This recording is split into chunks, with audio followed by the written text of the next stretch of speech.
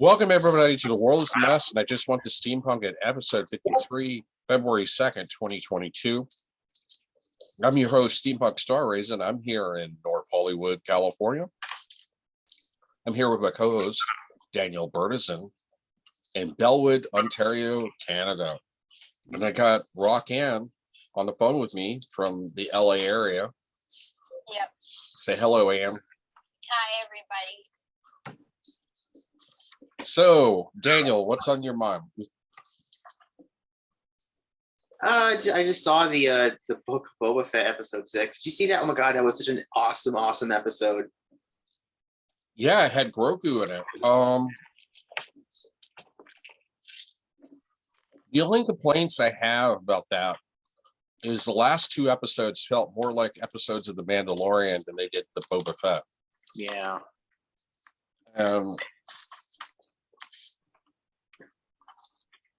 Well, it is cool to see what the Mandalorian's been up to, and they have a crossover with Boba Fett, but Boba Fett, in the last two episodes, he's felt like a supporting character, and he's what's supposed to be his own show. Mm-hmm. Yeah. Because, like, in episode 5, he didn't even have an appearance. And in episode 6, he only had, like, a 1-minute cameo. Mm-hmm. But the other criticism I have of the show so far, because we're almost through the show, there's only one more episode. Episode 7 is the last episode of the season. Is he comes off as a very weak leader, really weak crime boss. Yeah. So, but yeah, I thought it was cool. You got to see the Darksaber in episode 5. You got to see the Mandalorian use it. You got to see what Grogu's been up to. Yeah. Oh, there's Grogu in it. I gotta see that. Well, you need to see it, and Grogu is in episode 6 of the Book of Boba Fett. Oh shit, I gotta see that. Yeah, because Rock Ann, she's got a plush toy of Baby Yoda. Anyway, so she's a big fan of Baby Yoda. So yeah, and the CGI with young Luke Skywalker looked a lot more realistic than previously. Mm-hmm. But there was still like an uncanny valley. Like there were times where he looked wooden and stiff. Yeah. But I'm assuming what they did was they got an actor to stand in and they just did CGI over his face. Do you know anything about that? Like what? Say it again. Mark Hamill, Luke Skywalker. Yeah. Are you listening? Yeah, Okay. no, sorry. It cut out a little bit. Yeah, you know what? When I looked at it, I was like, No, I'm talking to Daniel. it does look better. Because like in Mandalorian season 2, it just looked it like a 2D mask. It looked so bad, man. It looks so bad. And here it looked better. I guess they did more work on it, right? I think. Yeah, I think what they should do though, I wish they would do, but they probably won't. They should get that actor who played the Winter Soldier to play a young Mark Hamill, because he looks like a young Mark Hamill. Yeah, but you could tell it's not him. Even then, it doesn't. It's not really him. I mean, it's not him. It's like what's his name? Winter Soldier guy. I forgot his name. I forget his. Let's see. I'll Google it. Actor who played Winter Soldier.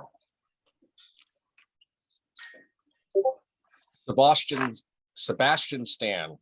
Oh yeah. I guess he could, but I'm like, nah. You know what? It's just, I don't know. I mean, how do you explain Sebastian Stan looking? Like how do you explain the actor switching from like Sebastian Stan back to Luke Scott to Mark Hamill in the sequel trilogy?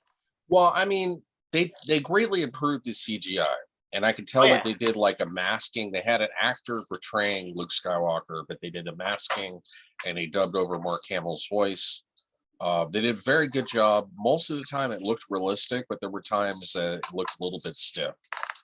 And I was just saying that, if you got like, Sebastian Stan has an uncanny resemblance to a young Mark Hamill. If he did his hair right, I think he would look like Luke Skywalker, and people would understand, hey, we got to have a younger, newer actor.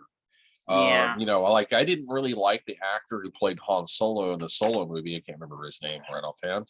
Alden Ehrenreich. Yeah, he just didn't do a good job. He didn't feel like a young Harrison Ford. He didn't look like Harrison Ford. No, he didn't. But yeah, I mean, the last 2 episodes were really good. I think episode 5 was my favorite with the dark saber. Episode 6 was a little bit slower, but it was still good. You get to see what Grogu has been up to, and you get to see that he's been training with Luke Skywalker. And spoilers ahead. Yeah, Luke Skywalker gives him an ultimatum to either wear the armor or take Yoda's lightsaber. I thought it was cool that he had Yoda's lightsaber. I always wondered what happened to Yoda's lightsaber. Now, the other gripe that I had was it looked like the Mandalorian armor that he made for Grogu looks like chainmail, which I don't see how that would really protect him, even if it is made of what's that type of metal that his armor is made of? Beskar. Even though it's made of Beskar steel,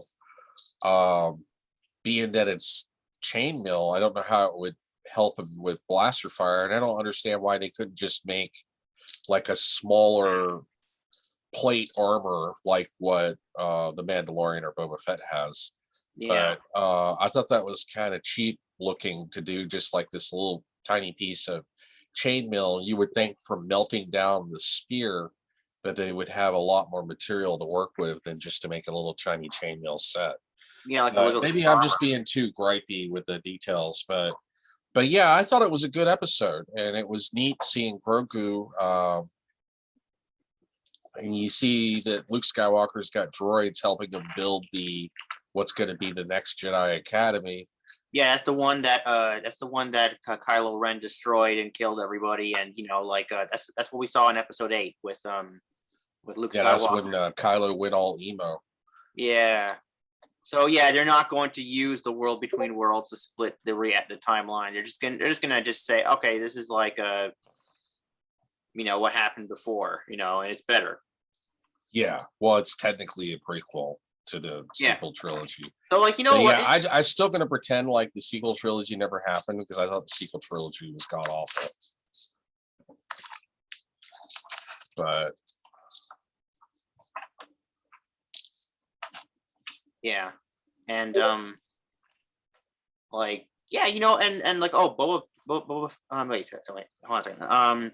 Yeah. So they were like, he was like, a lot of people suggest that in the end, in the final episode, Grogu will pick both the lightsaber and the armor. He'll just levitate them or something. He'll choose both. I don't understand. Why can't he take the armor too? Because you know what? Yeah, having like a Mandalorian Jedi would be so much better, right? I don't know. Maybe it's because Luke Skywalker views that the philosophy of the Mandalorians contradict that of the philosophy of the Jedi. Maybe that's why. Yeah. So, but I also like the flashback to like Order 66, right? When Luke Skywalker. Oh, that was a really cool flashback where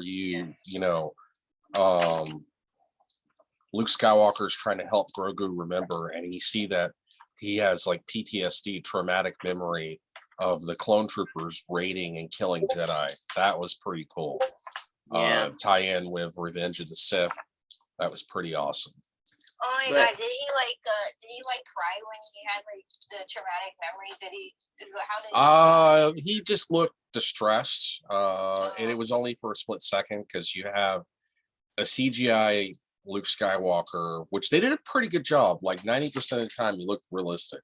But sometimes you could tell it was CGI. He looked a little bit stiff, because Mark Hamill's pretty old now, and so they did a young Mark Hamill CGI for Luke Skywalker, and he's helping to train Grogu. So you're gonna have to get caught up, I guess, and watch that. You haven't seen any of the Book of Boba Fett. Now you're interested because you found out that Grogu is in it. Am I correct? School. What? School. School? What do you mean? My schoolwork. You know. Oh, like, I understand. I understand. Well, the Book of Boba Fett started in like the end of December, so you could have been watching it, but I guess now that you realize that it ties in with the Mandalorian, you might check it out. Yeah, But I yeah, had already seen all the Star Wars stuff, so I was a bit skeptical, but I regret not looking at that earlier. yeah, because everybody's talking about it on the internet. But yeah, there's a very traumatic flashback scene where you see clone troopers attacking and killing Jedi, and that was very traumatic. And I thought that was, it was very interesting. I thought that was really well done, and it ties you in with the emotional connection of the trauma that Grogu went through, and it ties you into the events of Revenge of the Sith during Order 66, where the Emperor orders the execution of all the Jedi. But yeah, I thought that was really good. What you have any additional takes on the Book of Boba Fett, the last 2 episodes? I thought it was pretty. What? What did you say? I thought it was pretty cool. Like I'm really looking forward to the final episode now. I mean, there's just so many. Like, this show gets better and better and better. I mean, well, I hope the final episode is like an hour long, because they've been the entire season, the entire 6 episodes of the first season of Book of Boba Fett. They've been gearing up for this big conflict between Boba Fett's clan and the Pikes. And now they've only got 1 episode left to finish off the conflict, unless they're going to leave it on a cliffhanger. I'm sure that it's going to tie in the Mandalorian season 3, because I know that they're supposed to do Mandalorian season 3, so maybe it'll pick up there. I just don't see how they're going to have enough time to finish the story in just 1 episode. Go ahead.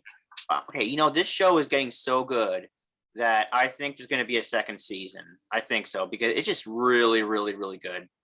And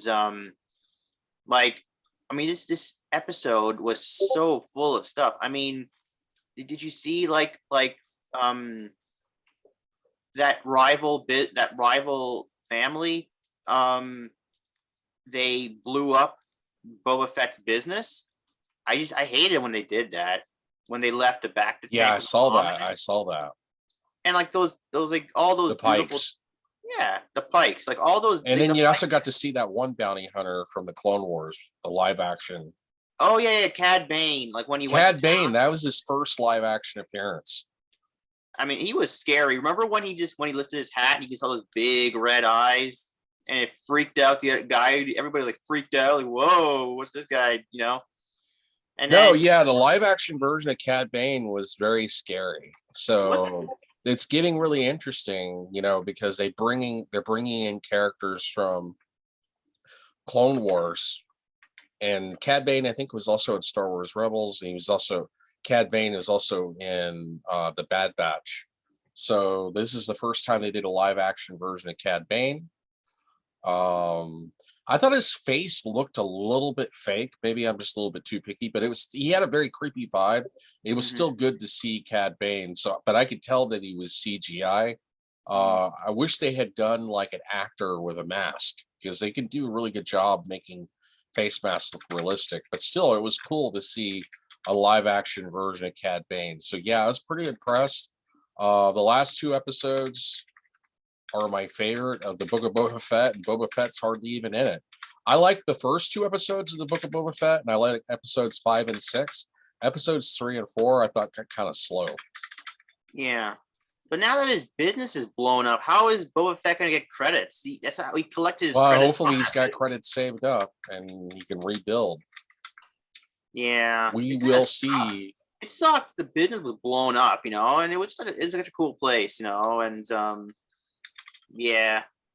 That just blows, you know. And but those two guys, what's his name? The guy, Oh, and we also got to see Ahsoka. The oh second yeah. time that we've seen a live action Ahsoka. The first time was during season 2, The Mandalorian. So this is the second time, and I'm assuming it's going to tie into, because they're supposed to be doing an Ahsoka live action streaming series coming up soon. Mm-hmm. Have you heard anything about that? Nope.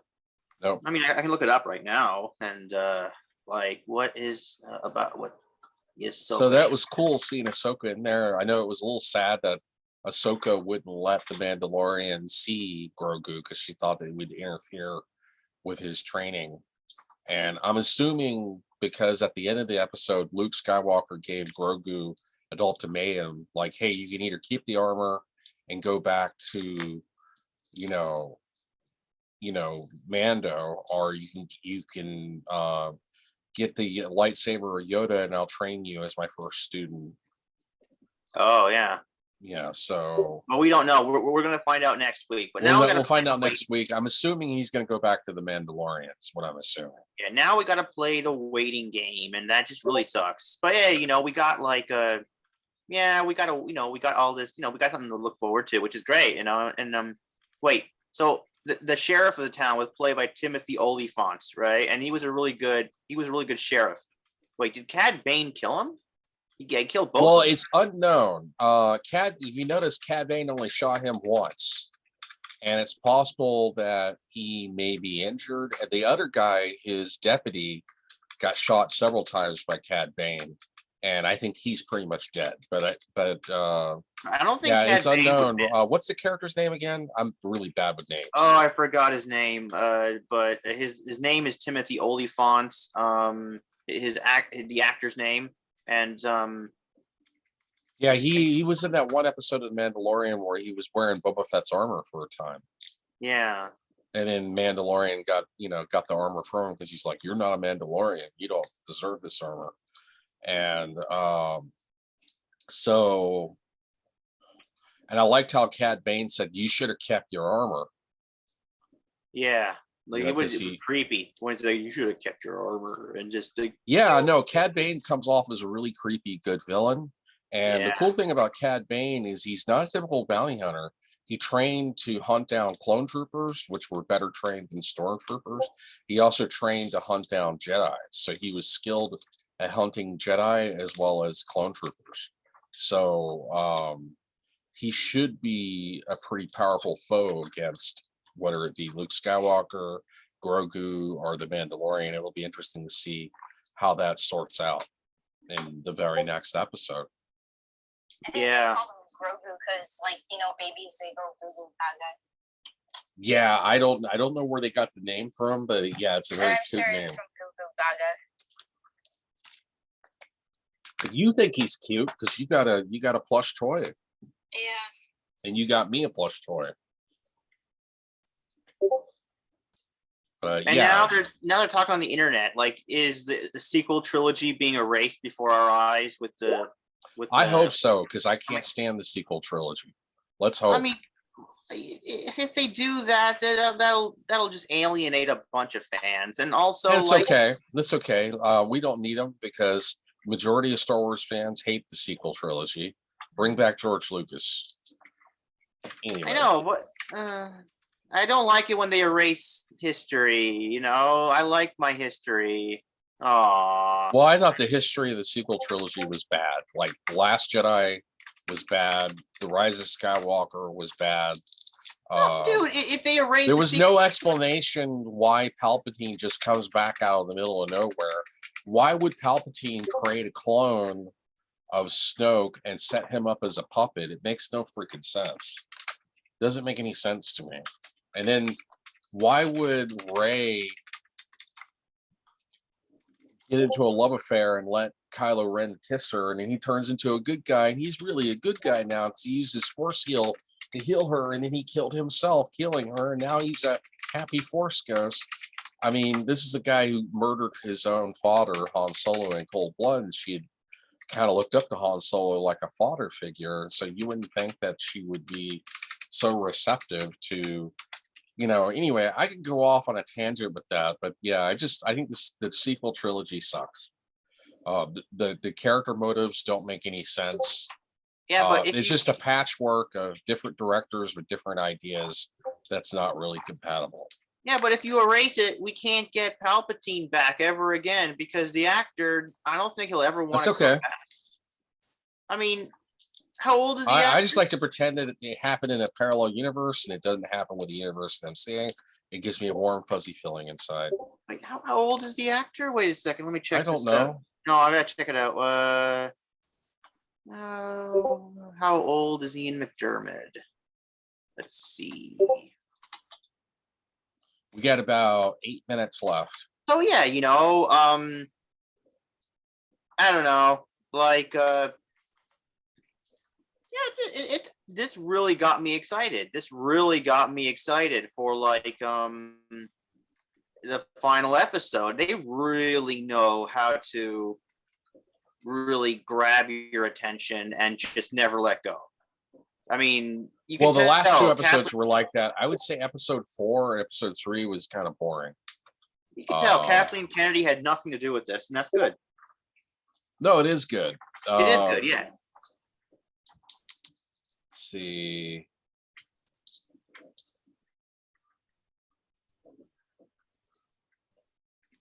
I wonder, do you think at least Mark Hamill made the voice of Luke Skywalker for this episode? That'd be kind of cool if he did. I would forgive. I don't know. Let me look up on IMDb.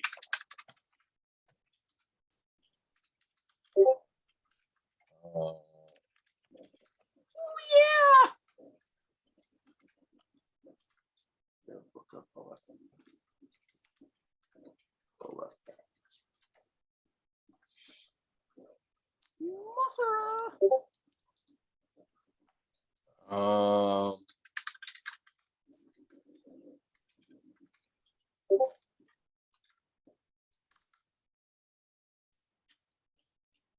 me look up. I don't see him listed in the credits.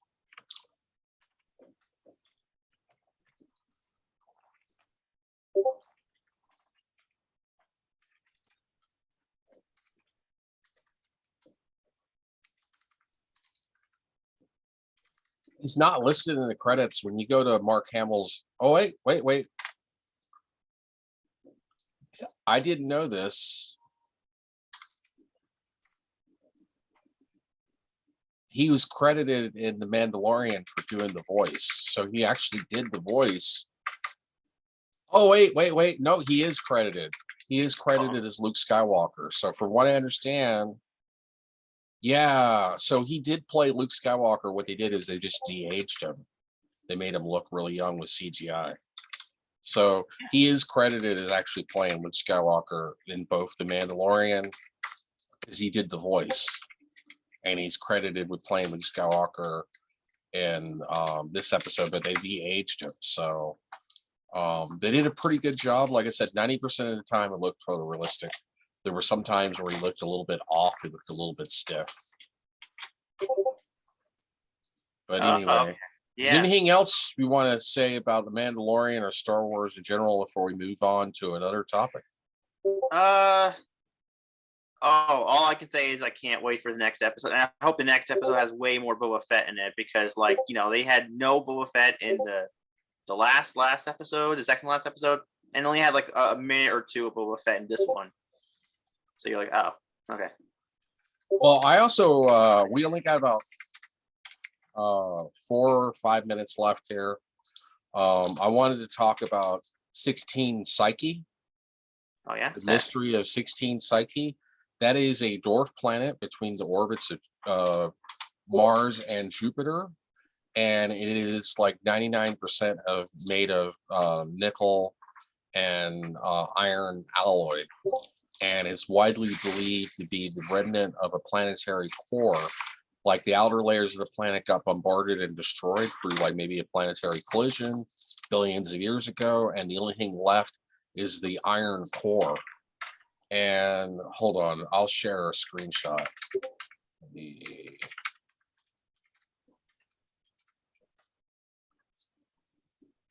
Share screen.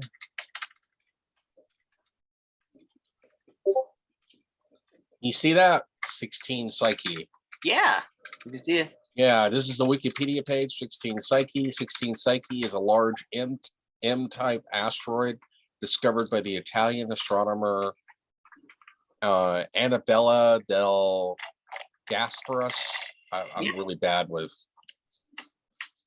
that Italian name. Working in Naples, he discovered it on March 17th, 1852.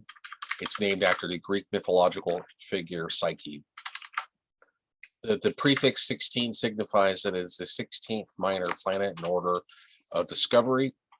It is the largest and most massive of M-type asteroids. It's one of the most dozen most massive asteroids. The mean diameter is approximately 220 kilometers, 140 miles. So it's a pretty large asteroid. It's also classified as a dwarf planet. So you can see there's some pictures here. NASA is actually sending a mission.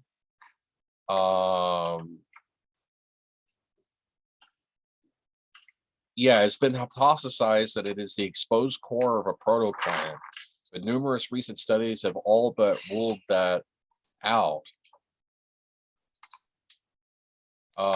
Psyche is scheduled for space exploration with a spacecraft launch in 2022, arrival in 2026.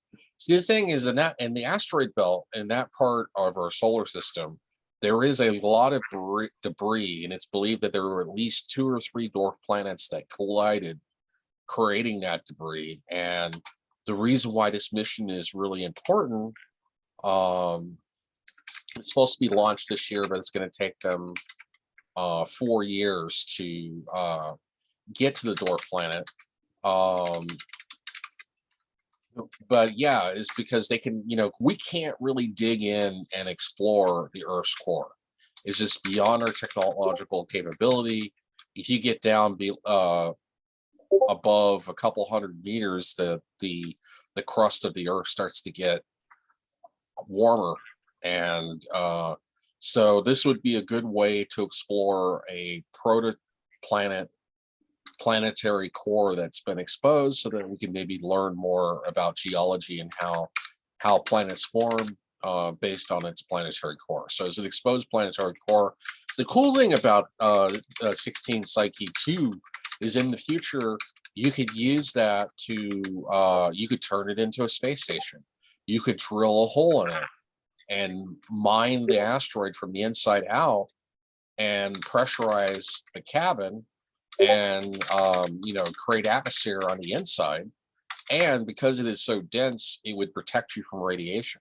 So it's the same thing with like the Phobos. Phobos is mostly iron nickel as well, and it's believed to be an asteroid that's captured in orbit around Mars. It's much smaller than 16 Psyche. It's only like, I think, a few miles in diameter. But I think that Phobos would be a perfect candidate for turning it into a space station or even a spaceship, because it would solve the problem of interstellar radiation, because you already have a dense asteroid object that's very dense, that is that can absorb a lot of radiation, and you can create a crew cabin on the inside that would be easily pressurized with atmosphere, and it would protect you from solar radiation. And you have all the metal that you need to build a space station / fleet of spaceships. And it'd be a good way of cannibalizing and recycling materials from asteroids in orbit. You can also create supply hubs between here and Mars to make it easier for space travel.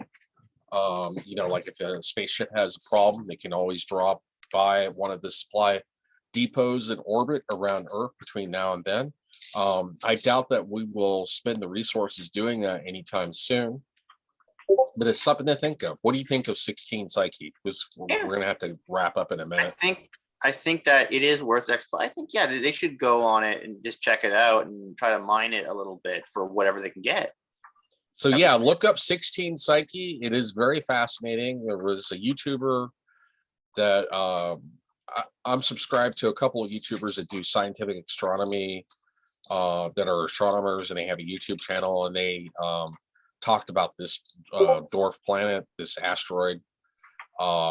It's very fascinating because it is big. It's pretty big for an asteroid. It's being that it's 140 miles in diameter, although some radar indications indicate that it's 157 miles in diameter. They will find out when they get closer to it. So they're supposed to be launching, NASA's going to launch a space mission this year. So let's hope that it gets there between now and 2026, and that they can bring back some interesting pictures, because the pictures they have of 16 Psyche are all very blurry because it is far from Earth. And they can't, they don't have any close-up clear shots of it. But anyway, we are out of time. Thank you for joining me, Rockann. Thank you for joining me, Daniel. This is episode 53 of The World is a Mess, and I just want to steampunk it. You have a nice day, and I will see you 25 billion years. I will. Bye. For a second there, I forgot we were doing a podcast, and I almost made my baby monster groupie girl noises. Well, you can do it. I nearly did it. You all right.